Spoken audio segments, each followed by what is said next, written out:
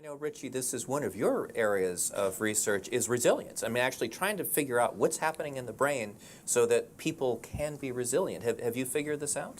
Well, one specific example is the following. One way that we get ourselves into trouble sometimes is by perseverating over adversity. And so if we're confronted with a stress, we often have an emotional reaction that perseverates, that just goes on beyond the point where it's useful and goes on beyond the point where the stress is actually present.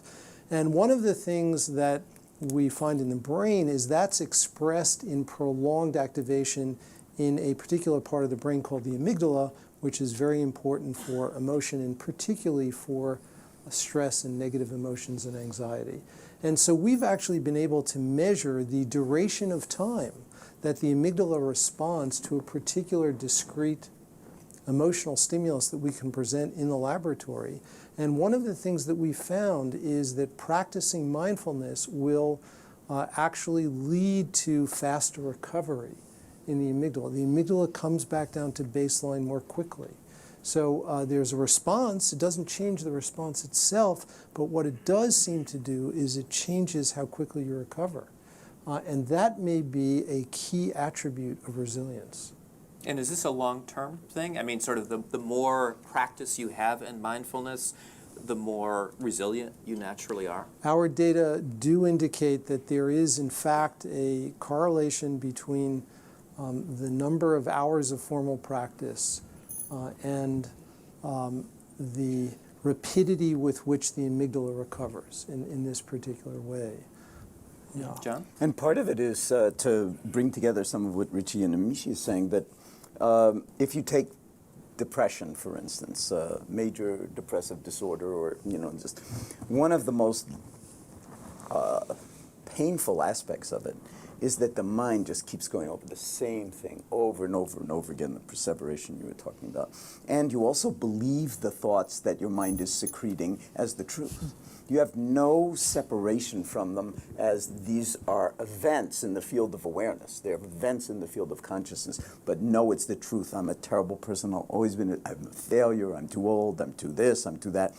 And we just believe that is the truth. When you cultivate mindfulness, what you're doing is you're adding another dimension for the picture. You're not trying to fix that, or you're not trying to fix anything or make anything go away. So in that sense, it's a very radical stance to take.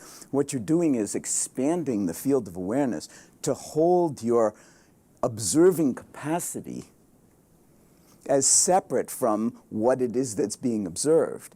And then one kind of quick way to frame it is that when you see that you're not your thoughts or your emotions, then you have a whole palette of different ways to be in relationship to those thoughts or emotions, and that can break this vicious cycle of depressive rumination. And all of a sudden, and this shows itself in different areas of the brain.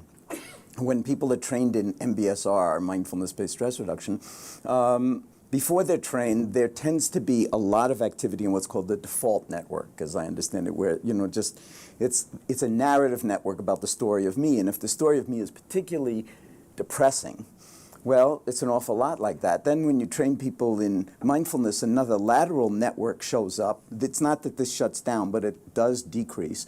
And that is a kind of non-narrative self-referencing. It's just, I'm here now, feeling my breath, feeling the body, standing, the air on my skin, or whatever. And it's related to different parts of the brain. That seems to give you a whole other way to be in relationship to the thinking part. Now, there's nothing wrong with thinking, but when thinking takes over and dominates our lives, and we become, as I said, lost in thought, or completely oppressed by thought, then we're oppressed, we're not free. And this gives us, this cultivation of mindfulness gives us a whole other dimension to be in wiser relationship to it. But this is sort of fascinating. I mean, you're suggesting that to be truly mindful, we have to kind of get rid of the story that we tell about No, ourselves. not get rid of it. No, the languaging becomes very, very important here. It's not about getting rid of anything. It's more about cultivating different innate aspects of ourselves by, as Richie was saying, becoming more familiar with the territory. We're familiaring ourselves with the territory. It's as if we only shine the spotlight over here in a territory that's got at least 5 or 10 different dimensions. So when we tune into these different dimensions through the senses, through awareness itself, then we've got a whole way of being in relationship to thinking and to the narrative that is liberating, it's freeing. And here's the kind of take-home message is, if you want to reduce the stress in your life, then be aware of how much you tend to take personally things that actually aren't personal. Okay? We make them personal by our story of them, but actually it may just be the human condition, it may be life expressing itself. But if we create a big story of me, that big story of me, we may wind up being the first victims of it, so to speak, and believing it, even though, and it can be all true in one way, but it's just not a big enough story. And so what this is about, in some sense, is expanding the awareness and the narrative so that, you know, if you've meditated for 50,000 hours or something like that, how you are in relationship to your life is very different from if you've been meditating for a week and a half.